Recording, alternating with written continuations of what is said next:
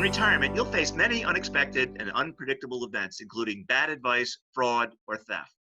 Joining me to discuss that risk and what steps you can take to manage the risk of bad advice, fraud, and theft is Cindy Levering, a co-author of Managing Post-Retirement Risk, which was recently published by the Society of Actuaries. Cindy, let's start with you giving us a brief description of the risk and then how to manage it. Sure. Well, retirees may lack the basic financial skills and judgment, especially at advanced ages when their cognitive abilities might be starting to decline. And they may be preyed on because of the amount of retirement savings that they might have, and at the same time having these fading cognitive skills. So friends and relatives that might be giving them advice might not really be the most qualified people to be doing that.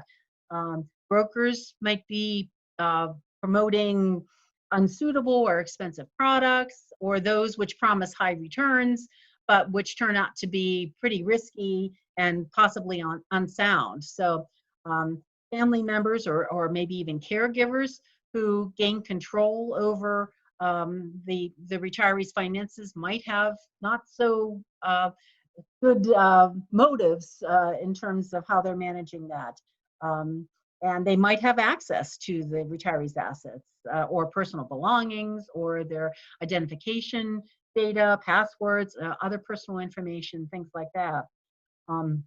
Banks a lot of times will offer and encourage people to use automatic payment plans and overdraft protection, but that might kind of be an entry for third-party actors to gain access to bank account information. So you have to be very careful about that. And in terms of managing that risk, obviously it's important to brush up on the basics of investing and handling money. There's a lot of people who aren't very financially literate, and again, we hear about that a lot in the news. Getting advice from qualified and trustworthy sources, including possibly federal and state agencies and employer-sponsored programs. If you're still working or still attached to an employer, there might be some resources available there. Getting multiple advice on any potential opportunities, different opinions, not just relying on one person's word that this is a good investment. And not falling for high pressure attacks from people trying to sell different products.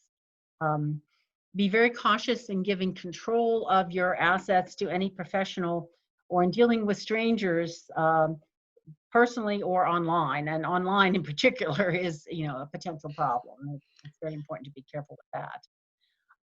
In later years, try to rely more on trusted family members and professionals, and investigating and choosing who those people will be before the time comes when their help is needed. And use only money managers who are well known and regulated. Keep legal documents up to date, and ensure that financial institutions and medical care providers are aware of trusted parties. Be careful about who you designate as power of attorney. We found that people really aren't too worried about being the victim of a fraud or a scam. And I find that surprising because every day you hear of some new bad actor out there that's trying to do something. So it surprises me that people think that they're not going to be taken in by it, where it can happen very easily. Well, hopefully what you said just now will help some folks protect themselves against bad advice, fraud, and theft. Thank you, Cindy. You're welcome.